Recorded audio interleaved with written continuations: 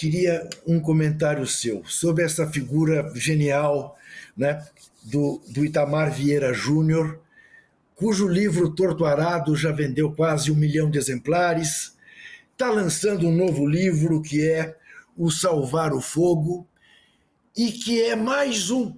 Gosto sempre de lembrar para quem se esquece ou não sabe, porque tem mais essa. Durante anos, embranqueceram a figura de Machado de Assis, que foi um dos nossos gênios negro.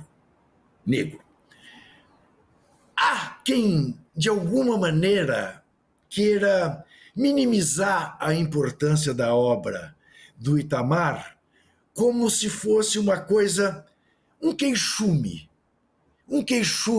mais um negro se queixando. Como é que a senhora vê isso, ministra? Olha, eu vejo isso uma inconsequência, uma provocação, uma ignorância, né? Porque é fácil a gente reconhecer a perversidade que foi o nazismo, é fácil a gente reconhecer todas as questões que trazem embates de sofrimento quando você não fala da questão racial em relação ao povo negro, né?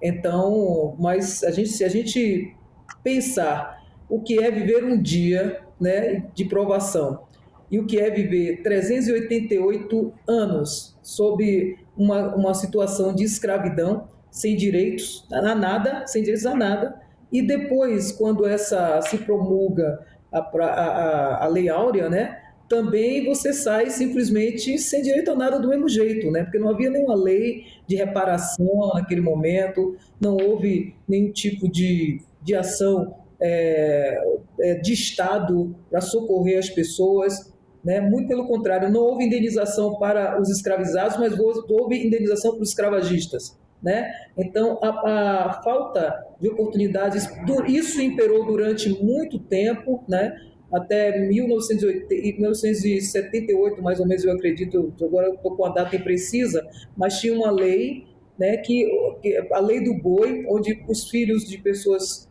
que tinham possibilidades podiam estudar, era uma lei de cotas de universidades, enquanto que as pessoas negras não tinham direito a universidades, né? Então não tinha direito a estudar, não tinha direito a ter terra. Então, querer fechar os olhos para isso, querer me dizer que isso é mimimi, claro que a resposta de uma situação dessas só pode produzir miséria, só pode produzir sofrimentos e os lamentos, porque quem sente na pele é quem sabe, é quem perde, né? Quem já perdeu pessoas para violência policial gratuitamente, os maltratos, e a dor da discriminação racial, ela é muito forte. Nós somos, na verdade, resistentes, e que eu sempre digo, né, meus avós, meus bisavós, assim, foram heróis na minha existência, né? Porque eu estou aqui porque eles sobreviveram. Então, essa é um legado de resistência, mas nós não podemos desistir da luta, de construir um país melhor para os nossos filhos, para os nossos netos. É uma luta, ela é legítima, a nossa luta, e as nossas pautas são legítimas. Isso é uma responsabilidade do Estado brasileiro. Estamos falando, para resumir tudo numa palavra, em democracia. Qual é o papel da cultura na luta pela democracia que o Brasil ainda não tem, como nós temos que desejar? Porque enquanto houver racismo no Brasil, democracia plena nós não teremos. Como é que a senhora vê isso? A cultura como uma ferramenta essencial na luta pela democracia. Olha, Juca, é uma ferramenta essencial, sim, porque é pela cultura que a gente dá luz, né, traz à luz assuntos que são importantes para sensibilizar a nova geração, para sensibilizar a sociedade de que para se viver em democracia é preciso haver respeito à vida, é preciso haver respeito ao direito do outro, e a cultura é uma ferramenta assim. A cultura, ela tem a rebeldia da cultura, a rebeldia própria, porque ela acontece pela vivência. A cultura, ela não é ela acontece pelo ser humano, né? É uma coisa viva. E o que ela manifesta são as experiências, né? as experiências do que inspira o meio onde a gente vive. Então, por que que a cultura tem essa... Por que que o artista ele é buliçoso? Porque nós entendemos o invisível.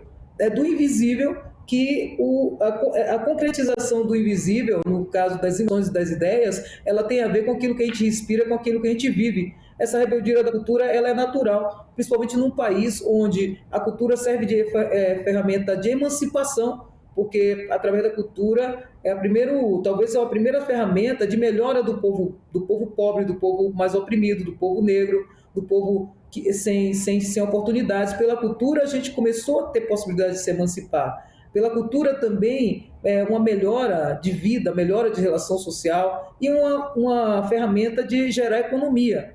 Então, ela por si só, ela é buliçosa. E no caso do Brasil, especialmente, nós precisamos também trazer à memória, por exemplo, a questão do que passamos aqui com a ditadura.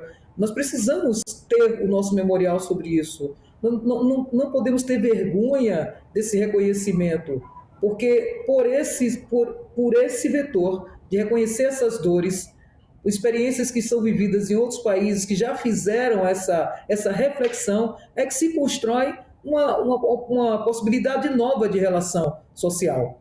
Então, o Brasil é super necessário pela questão da reparação racial, pela questão da reparação, da questão da ditadura, sabe, que houve, da questão... As pessoas foram torturadas, foram tiradas, pessoas que sumiram, desapareceram. É uma lealdade com a história de um país a gente fazer esse reconhecimento.